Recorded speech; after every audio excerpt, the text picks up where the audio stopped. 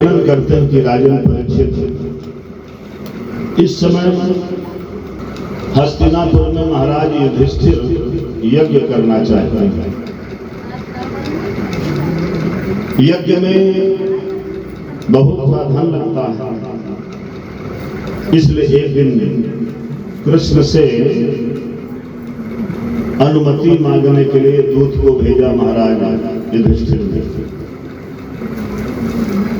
भगवान ने कहा कि यहाँ पर यज्ञ हो, वहां पर सहयोग देना चाहिए, ऐसा शास्त्र कहता है। भगवान ने कहा ठीक है, आप अश्वमेध यज्ञ करो, हमारी अनुमति है। उद्धव जी को भेजा कि जाकर के व्यवस्था कराओ। बड़े बड़े राजाओं को जीत करके भगवान वहां से खूब धन प्राप्त करा करके हस्तिनापुर भेज दिया। लेकिन युधिष्ठिर के यज्ञ में द्रौपदी और युधिष्ठिर दोनों जो है यजमान बन करके भगवान पूर्ण ब्रह्म को प्राप्त करना चाहते हैं। लेकिन अब वहां व्यवस्था कौन करे? यज्ञ में बड़े बड़े लोग आते हैं, देवता दैत्यों की आगमन होती है यज्ञ में, भूत प्रेत पिशाच सब आते हैं। अर्जुन को कहा तुमको गुरुओं की सेवा करना। भीम को कहा कि तुम पाकशाला का व्यवस्था देखो। भोजन में किसी प्रकार की यज्ञ में कमी नहीं होना चाहिए। ठीक है। सहदेव वो सामग्री आ रही है, उसको इकट्ठा कर रहे हैं। ब्राह्मण आए, ब्रह्मा विष्णु शिव, बड़े बड़े योगी आए, संत आए, वैष्णव आए। राजा युधिष्ठिर ने सबका सत्कार किया। द्रौपदी भी साथ में थी। लेकिन अब यज्ञ में प्रधान पूजा किसकी हो, ये निर्णय करना। योग्य कौन है, वंदनीय कौन है, पूजनीय कौन है।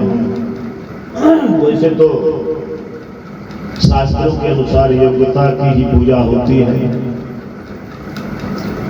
सहदेव जी ने कहा कि आप सब बैठे रहेंगे, समय हो रहा यज्ञ का, एक किसी देवता को चुनो। सहदेव जी ने कहा हमारे लिए तो कृष्ण सर्वोपरि है, अब कृष्ण से बढ़ करके कोई देवता नहीं। बोलो वृंदावन बिहारी लाल की जय जयकार हो गई। लेकिन वहीं पर दुर्योधन, कर्ण, दुशासन और शिशुपाल थे। विरोध करना प्रारंभ कर दिया भगवान का। विरोध में सबका मन खिन्न है, लेकिन दुष्टों का मन बड़ा प्रसन्न है। शिशुपाल ने भगवान को कई प्रकार से वाणी से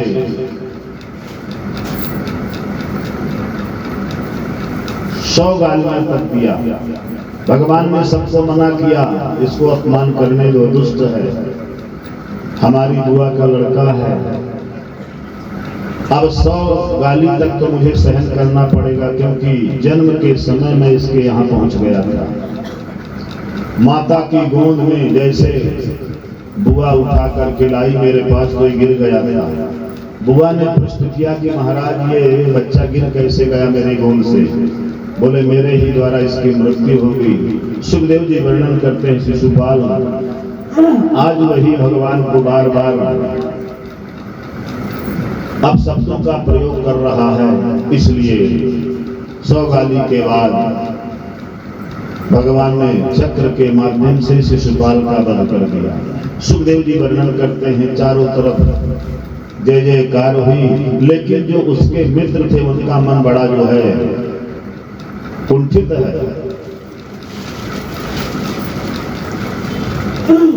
यज्ञ प्रारंभ हुआ, भगवान कृष्ण का पूजन हुआ। 8 दिन तक यज्ञ चला। यज्ञ के बाद सब अपने अपने घर चले गए। प्रसन्नता सबको हुई। परीक्षित को बता रहे सुखदेव जी, तुम्हारी जो दादी थी द्रौपदी, उसका परोसने में नंबर लगा था, ब्राह्मण भोजन कराने का, बड़ी उदार थी। परीक्षित प्रसन्न हो गए। अपने जीवन में अपने परिवार का कोई भी सदस्य धार्मिक हो जाए, भक्त हो जाए, उसकी कीर्ति दूर दूर तक फैल जाए।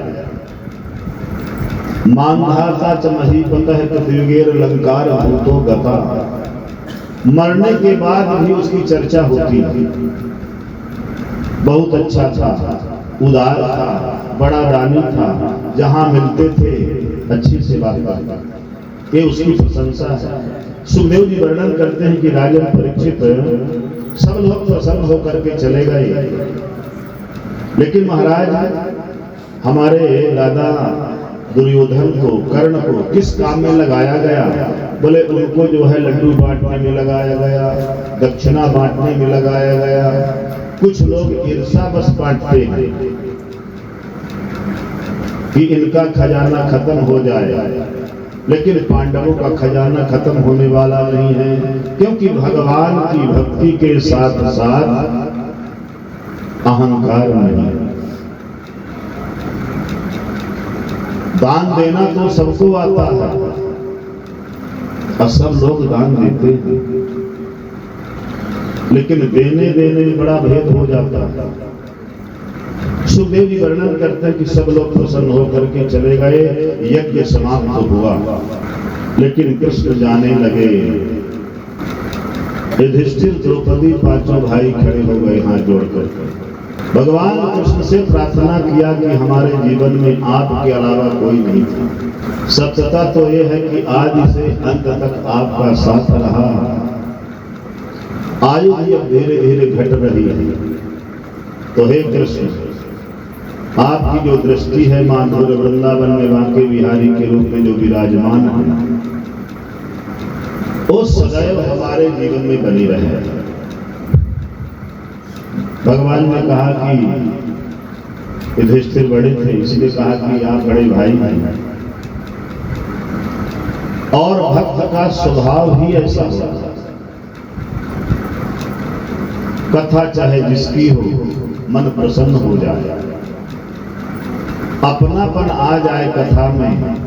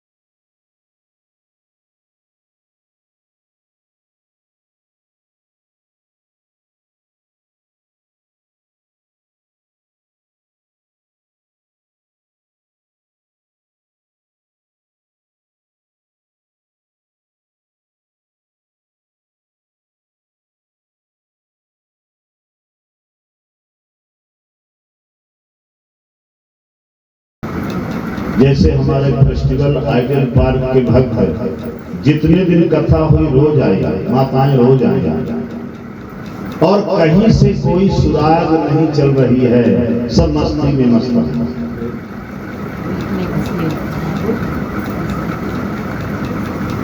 बस यही दिव्यता बनी रहे, भगवान ने कहा यही बनी रहे।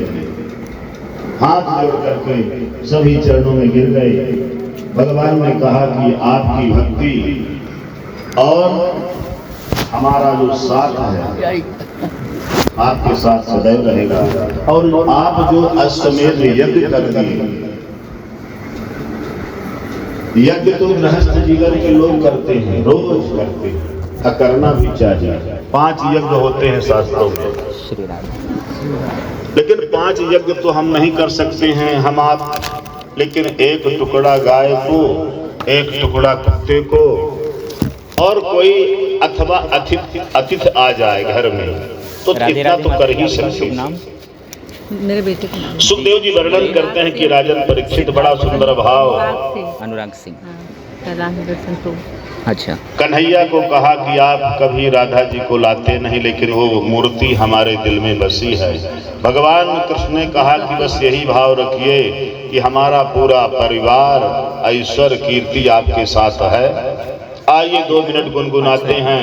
महाराज युधिष्ठिर अपने पांडवों के सहित पूरे परिवार के सहित भगवान कृष्ण के चरणों में गिरते हैं और कहते हैं कि यही भक्ति सदैव बसंत की तरह बनी रहे। पर श्यामा श्याम सलोनी सूरत, श्यामा श्याम सलोनी सूरत को श्रृंगार बसंती है। श्यामा श्याम सलोनी सूरत को श्रृंगार बसंती है। सूरत को श्रृंगार बसंती है। श्यामा श्याम सलोनी सूरत को श्रृंगार बसंती है। श्यामा श्याम सलोनी सूरत को श्रृंगार बसंती है। हनुमान यादव, हनुमान लिखा गया है।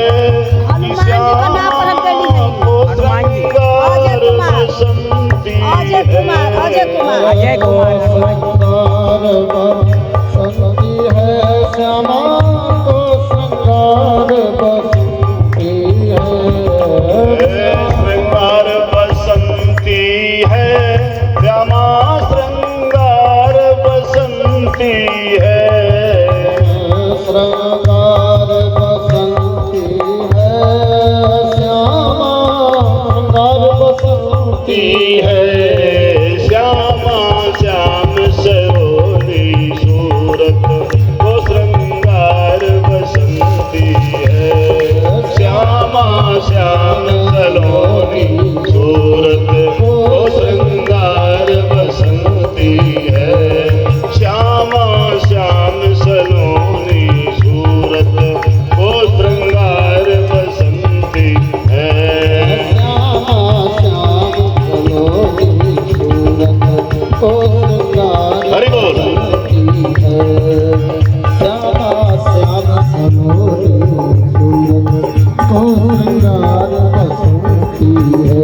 हाँ, श्यामा श्याम सलोनी सूरत को श्रृंगार बसंती है। श्यामा श्याम सलोनी सूरत को श्रृंगार बसंती है। श्रृंगार बसंती है। हरि अवतार बसंती है। श्रृंगार बसंती है। हरि श्रृंगार बसंती है। श्यामा श्याम सलोनी, हाँ श्यामा श्याम सलोनी सूरत को श्रृंगार बसंती है।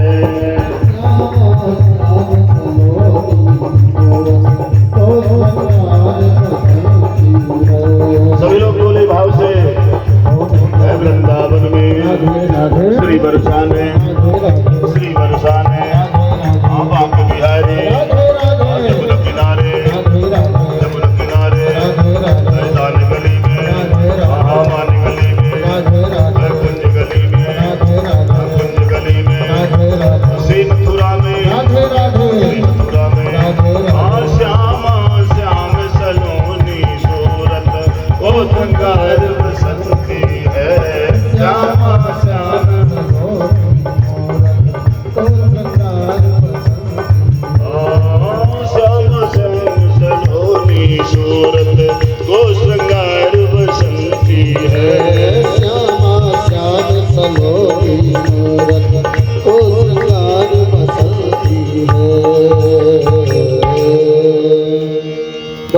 वृंदावन बिहारी लाल की जय।